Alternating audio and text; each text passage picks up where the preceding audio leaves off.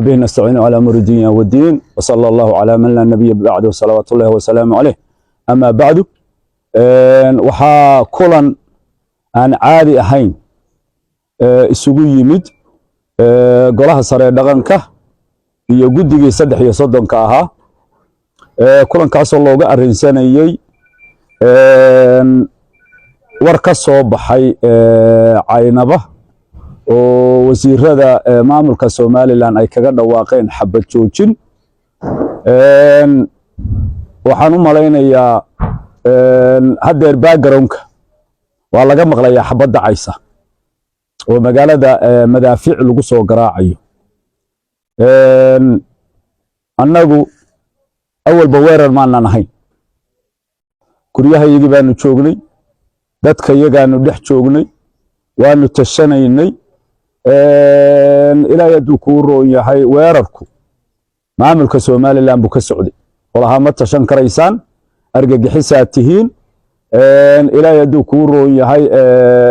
dalkan iyo dadkan ma lihidin ilaa hadduu kuu nooga taga waa mahadinaynaa hadday garteen inay iyagu weerar soo ahaayeeno dadkan dhibaateynayeeno ay yiraahdeen dhibaatadu waa ka joojinaynaa oo xabadda waa ka joojinaynaa waa soo dhaweynaynaa xabad joojin waa soo dhaweynaynaa in aanu danahayaga aanu ku gaadhno si nabadgelyo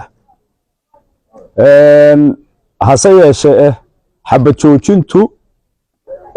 waa inay dhab noqotaa waa inayan siyaasad noqon waa inayan noqon ku meel gaadh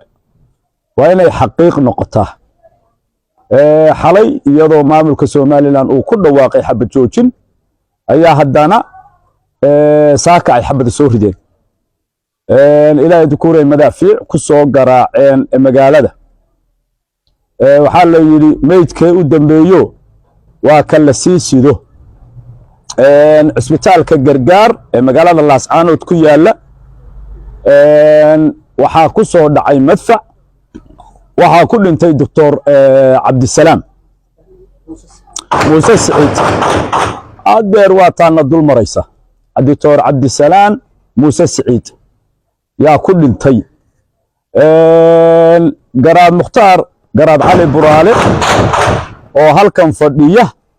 dariishadiisa xabad baa ku soo dhacday garaad Cali Buraale gurigiisa dariishada dusheeda xabadaasoo lagu yiri shilka weeye yaa ku soo dhacday iyadoo video duubay oo ka hadlayana wuu hayaa baraha bulshadaanu soo dhigi doonaa waxaanu leenahay walaalahayo walaalayaalow hadday xabad joojintu dhab idinka tahay ciidankan magaaladan aad ku caburinaysaan ilaahay aad ku duqaynaysaan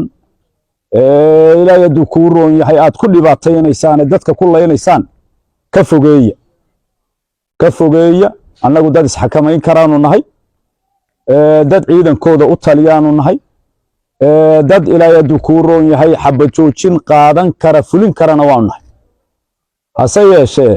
idinkama muuqato xabad joojintii aad xalay jeediseen ficilkiina kama muuqato oo maanta waxaad soo qorayseen haddana saxaafadiina waxaad ku soo qorayseen waa argagixiso in la iscaayo oo la maago oo xajiin hadal xajiin la isku yiraahdo iyo in la yiraahdo xabad joojin iyo nabadgelyaanu rabnaa isma qabanayso xabadda iyo hadalka xunina waa isku mid haddaan hadalka xumi sii xumayn haddaan hadalka xumi uusan fogeyn waa isku mid warkiinii ku noqdo laba arrimoodba ugu noqdo waa argagixisana raaligelin ka bixiya ciidankiinana ka saara oo ka fogeeya meesha ciidanka iyaga ay iska gaarayaan wabillahi tawfiiq maanta ninka dhintay ee dhakhtarka ahaa Cabdisalaam wuxuu ahaa nin bisha cas waxa weeye ka tirsan oo la garanayo isbitaalkuna runtii dad badan oo dhaawac ah iyo dhimasho waa taalay marfaca ku dhacayna khasaaruhu buu sii kordhay marka waxaan leeyahay haddii aad xabad joojin ku dhawaaqdeen waa sidaa garaadku sheegay waa in ciidanka laga saaraa magaalada oo la durkiyaa international community-gana waxaan u sheegayaa waa inay soo diraan wafdi xaqiiqi raadin ah oo timaada laascaanood oo waxa weeye iyagaa dadka u dhaxeeyee xaaladdu sida ay ahayd iyo sida dhibka dadka loo gaarsiiyey waxa weeye ka warrama wadooyinka waa xidhan yihiin si dadka humanitarianka waxa weeye iyo waxa weeye wixii ay cuni lahaayeen iyo wixii waxa weeye ay ku hawlgeli lahaayeen caafimaadkooda iyo noloshooda ku saabsan ay u soo gaari lahaydna waa in wadooyinka la furaa amniga dadka international community-ga ah ee imaanayana haddana anagu waan nahay dhaqankii gobolka annagaa ka mas-uula oo waftiga xaqiiq raadinta. Wasalaamu calaykum waraxmatullaahi wabarakaatu.